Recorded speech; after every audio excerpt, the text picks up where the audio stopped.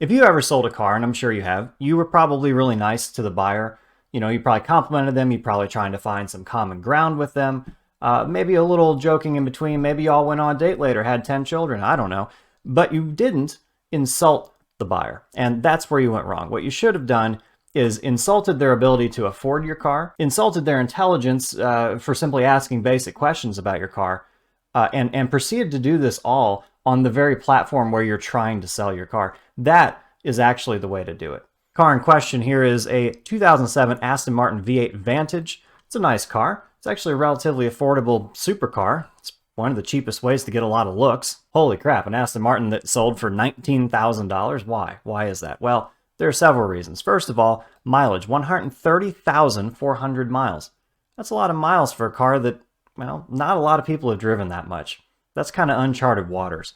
Also, if you go to the other V8 Vantages that have sold on this very platform, Cars and Bids, you can get one for 31 grand with 79,000 miles. You can get a convertible with 44,000 miles for 31 grand. Granted, that one didn't actually sell. This one did, $33,500, 51,000 miles. But you start looking at the car, it's got some unique touches. It's got this iron ore interior, which I'm pretty sure you could just call maroon. My girlfriend called it barf. It doesn't look like it has low miles, to be honest. Is that ash in the ashtray? Are those stains on the center console? There's wear on the seat for sure. I mean, overall, it's a car that's been lived in. It's been used. It's been driven probably more than your daily driver has. And I mean, who's not going to expect some scratches here and there and stuff like that? But something you may not notice unless you're an adept viewer is that there's something missing right here. I'm looking at photo 63. We're going to come back to that in a minute. All right, so $30,000. What do you think it's going to go for with, a shitload of mileage on it? Well, it ended up going for 19. But I don't think that's the entire story here. The real story, I think, lies in the comments and, in fact, the dubious demeanor of the seller. The first comments were innocent enough, talking about, how many miles it's got, how crazy it would be to actually buy this thing. A guy named Chris decides to offer $15,000 for it, and then someone says, prove it. Of course, Chris did not prove it. Somebody says Tyler Hoover better not show up, and people saying it's a really bad decision, which they're not wrong. Says it has high mileage in the wrong transmission, and points out for the first time in the comments the SRS light being on. My personal vote for the guy to win this car was a guy called Drive My Exotic. Just based on his name alone, I feel like he should be the guy to get this car. But he asked some pretty interesting questions right off the bat. He said, I don't see any record of the clutch being replaced. Do you have any knowledge of this? What are the date codes on the front tires? How much tread remains on all four tires? Are there any issues with the door panels coming apart or the dash doing the same? Are there any concerns with this car making a long trip to its new home? Pretty educated questions. It sounds like he's done his research on at least Aston Martin Vantages to know the specific questions about the dash, the door cards, etc. Now, he left that comment on the very first day of the auction. 6 days went by, and the seller didn't say a word. To the point where someone else had to jump in for the seller and say, hey, I can't speak for why there's not an inspection sticker on the car, but in New Jersey, as long as you have no trouble codes on the ECU, you should pass. And that comment right there introduces another problem with this car, a lack of inspection sticker. Remember I said there's something missing from the windshield? State of New Jersey requires you to have an inspection sticker on any car that has passed a New Jersey inspection. You have to pass New Jersey inspection to get it on the road. So the question becomes, did you take the inspection sticker off? How do you have plates on this car? Did it ever pass inspection? What is going on that there's not an inspection sticker? Did this car pass inspection? Will it pass inspection? Or did you just drive down to O'Reilly and tell them to clear the code? Seems like the seller could just answer that question, but for some odd reason they haven't yet.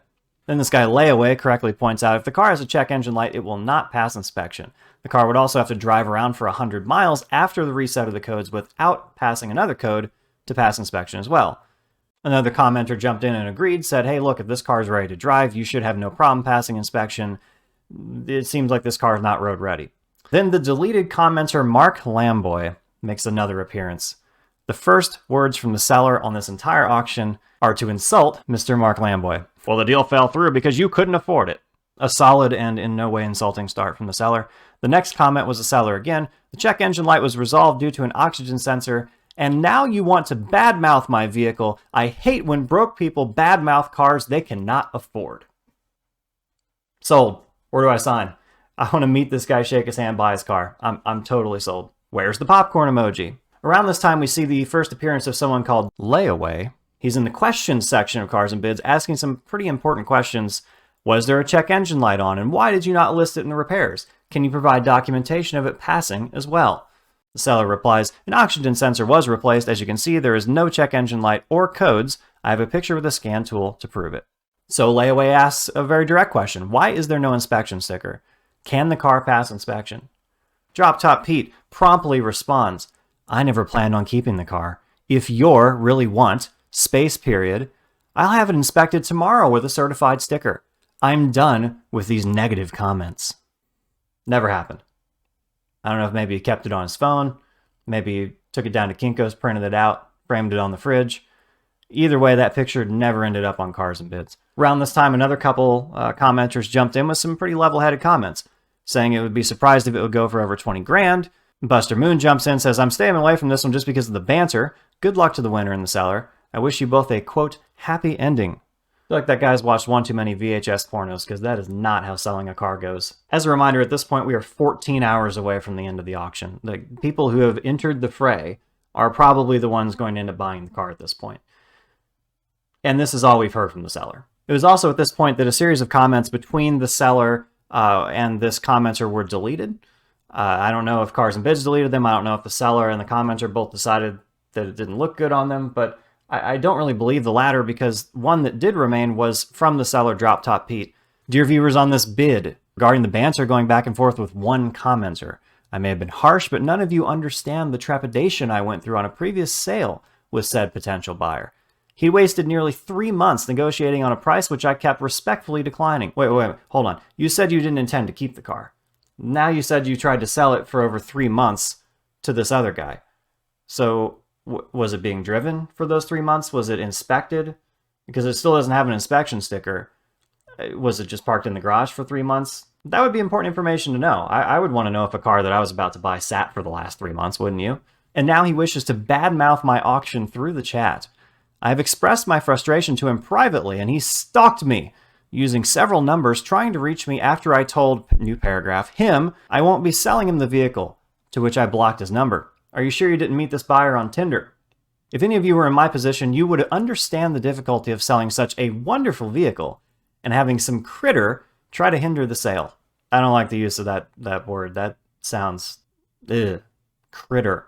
You are bidding on the vehicle, not on me. I do not apologize for my previous comments.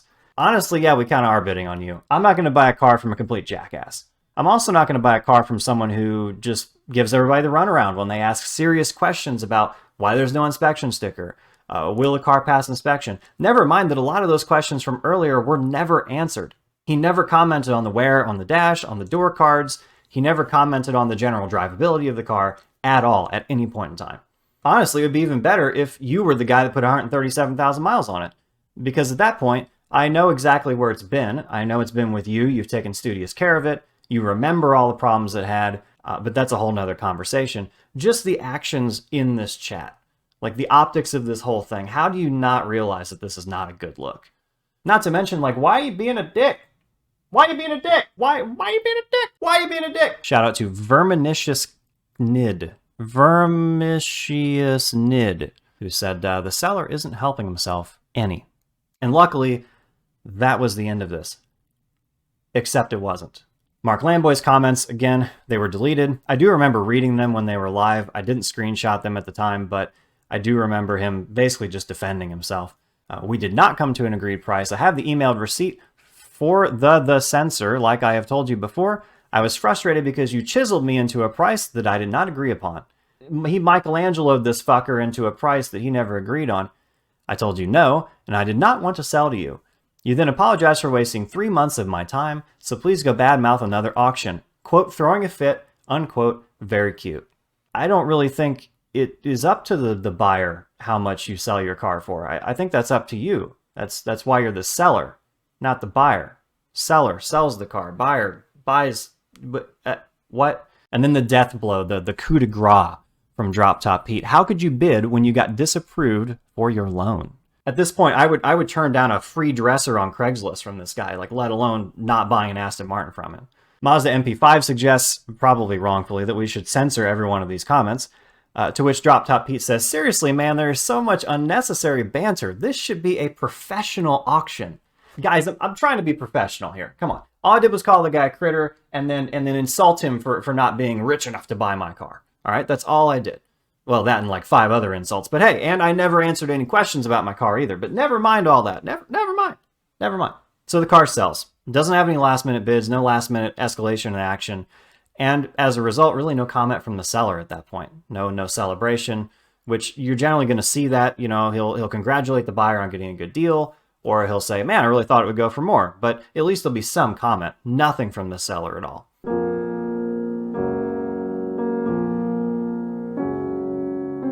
And I think the reason he never provided the inspection proof is because he didn't have to. At least in his mind, he's selling it on cars and bids. It's a cheap Aston Martin. He doesn't have to worry about all the proof and evidence. Someone will buy it anyway. I think that's the way he was thinking about this. He kind of looked down his nose at the whole idea of cars and bids, just tried to look at it as like offloading a car pretty inexpensively to people who wouldn't ask a lot of questions, and immediately got offended when people did ask questions. That's not what cars and bids is, man. This is a community of enthusiasts. You know, we may not be buying, you know, a one of 3 Ferrari for $750,000 or whatever, but there's no less value in saving that Ferrari than there is saving a Toyota Camry from 10 years ago that has, you know, 3,000 miles on it or whatever. Just because a car is regular, normal, pedestrian, common, or otherwise not a performance car does not mean its value is not inherent and it is not worth saving, because they all are. I think this is a great example of somebody underestimating the community. You know, everybody came together, asked the right questions, made sure that the right things were brought to light, made sure that somebody couldn't pull a fast one, because these people care about cars. And I honestly don't think this seller expected that. But when you go out and make yourself a complete dick and a complete fool, and you only stop short of insulting the very platform that your car is on, I don't think you can be upset at that point if your car doesn't bring the kind of money you thought it would. If I had to guess, honestly, people like Tyler Hoover probably were watching this auction. Even people who keep their car shenanigans to themselves and they don't film it for everybody to watch, they were probably considering buying this. I was considering making a horrible financial decision. Just kidding, I can't afford it. But even if I were considering it seriously, I would have considered $20,000 to be the absolute limit. I would have questioned myself for that, because for an extra $10,000 more, which is a lot of money, to be fair, but if you're saving up for an Aston Martin, I feel like an extra $10,000 isn't a huge ask. The kind of person buying that car or spending this kind of money on that car, why would they buy this one? Why not just save up the extra 10 grand and go get a good one with really low mileage from a good solid seller that's in road-going condition? I want to point out something real quick. If you see, and I did this myself, I fell into this pitfall, so I want to tell you, this is not a cheap car. It might be an Aston Martin for the price of a Honda Accord, or right now in today's climate, the price of an old rusty Volkswagen Beetle, but like, this is not a cheap car. It's not going to remain cheap. You look at the receipts that the seller did provide, they total up. This is uncharted territory. Hardly anyone has driven an Aston Martin this far. Who knows what kind of service you're going to be in for. The amount of money you're paying for this car is in no way reflective of how much it's actually going to cost to own the car. And, you know, that's true of any exotic or pseudo-exotic or any performance car of any nature. But especially in this situation, it's worth bearing in mind. And I think that alone drops the price substantially. You could just as easily spend as much as it costs to buy this car just to keep it on the road for another 5 years, you know, especially if you want to continue driving it in the spirit that it's previously been driven in. You know, enjoy it, drive it, not feel bad about putting miles on it. It's not going to be cheap miles by any means. The awesomely named Defenestrator puts it best. He says, you know, it has 130,000 miles, which kind of puts it into just how long do these motors last territory. Plus, there are trim pieces falling off. Considering you can get a good one for like 32, 35 grand without this guy selling it to you, I feel like that alone has a monetary value. A big part of the reason I've got the cars I have is because the sellers were just really good people. I really bonded with them. We really shared like a love for car history and for the specific car in question. And I was able to keep the car's story and spirit alive. Somebody like this comes into the fray who, my guess is he bought it really cheap from somebody, did probably no maintenance whatsoever, and then turned around and tried to sell it on cars and bids. I don't want to buy from that guy, you know? It's unfortunate that that happened to this car because this car was loved. It was enjoyed in the spirit that Aston Martin designs cars to be enjoyed in. They don't design them to sit in the garage after all. Yet, unfortunately, this thing happened to it. Now, hopefully this car gets back to a person, a caretaker who is going to put it on the road and enjoy it, has the kind of resources to actually fund it staying on the road. Maybe they'll hit 200,000 miles. That would be really cool. And if you're watching this, whoever bought this car, I would love to interview you. If you do get to somewhere like 150 or 200,000 miles, I'd love to see your thoughts on a high mileage Aston Martin. So my advice to you, if you're considering selling your car, don't be a dick. I think I can summarize my entire feeling on this by just saying don't be a dick. Yeah, don't be a dick. That's all I got. See you later.